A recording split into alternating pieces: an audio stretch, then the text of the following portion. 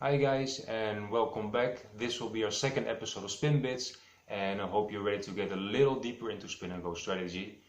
In this episode we will go over starting hand ranges, which is something I was struggling with quite a bit when I started out playing Spin and Go's. Now, what is important to start with is to understand all the different factors that come in play when deciding on an opening range. I have listed the most important ones for you right here, as you can see, and we will go over them briefly. Number one is effective stack sizes. Now, certain stack sizes will limit you to certain options regardless of all other factors in play, such as table image and your opponents. This is why I've placed this one as the number one factor. I do believe we understand that at 8 big blinds we are pretty much never raise folding, while at 25 big blinds our raise folding range can be quite wide. Now, while this example is quite obvious, most people are still struggling with what ranges to open, to limp or to jam when stacks get around, say, 15 big blinds. Now we will go over this in a minute.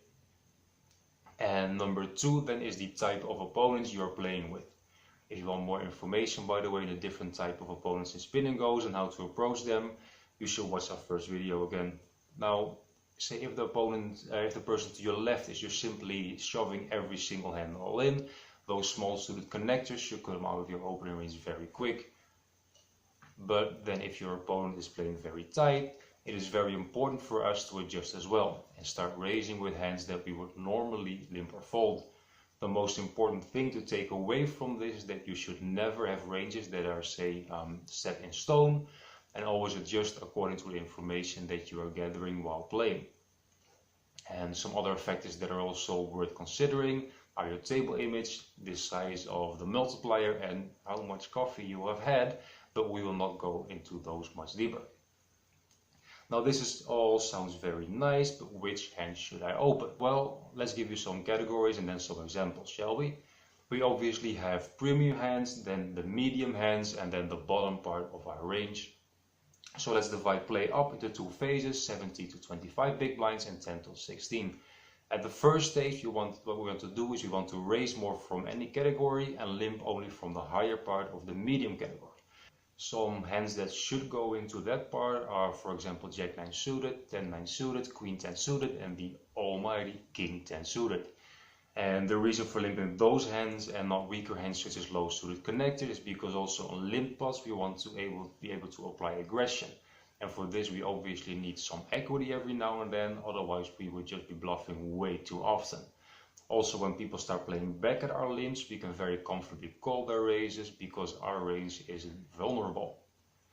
Now at the 10 till 16 big blind stage we will obviously be going all in more and raise folding less. Some hands we will be shoving with at this stage are all pairs up to 7s and suited aces up to, say, ace 8 suited. Then the closer we will get to 10 big blinds, the more hands we will add to our shoving range.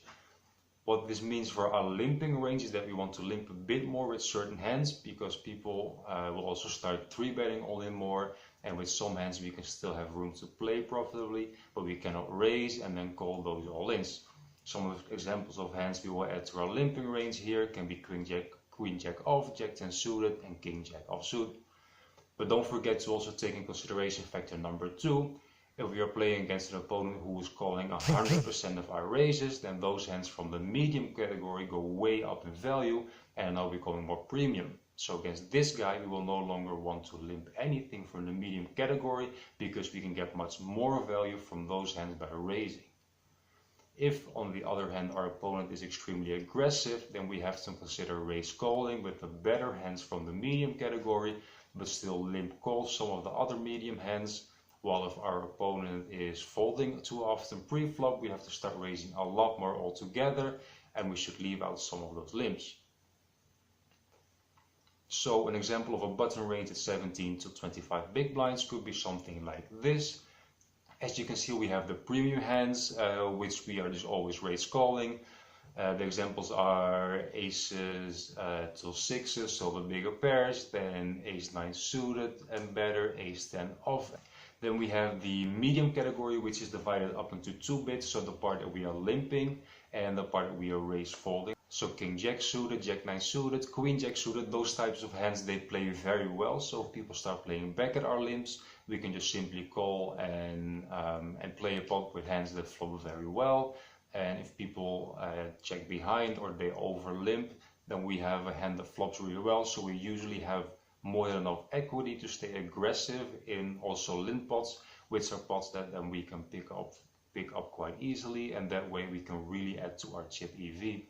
Then the other part of the medium hands, those are hands we are raise folding, because also in our raising range we of course also want hands with medium strength, with medium value, so that we are post flop not always or just really value betting with the nuts, or we are bluffing because they become a little too polarized, which doesn't play well, is just way too exploitable, and it's just not something that we want.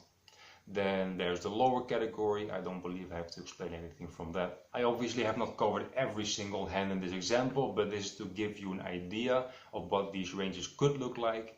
And I hope this has helped you make things a bit more clear, and you are now more aware of what hands should go into which ranges. But if not, please feel free to ask in the comments. Now, don't forget to subscribe, and we will see you next week.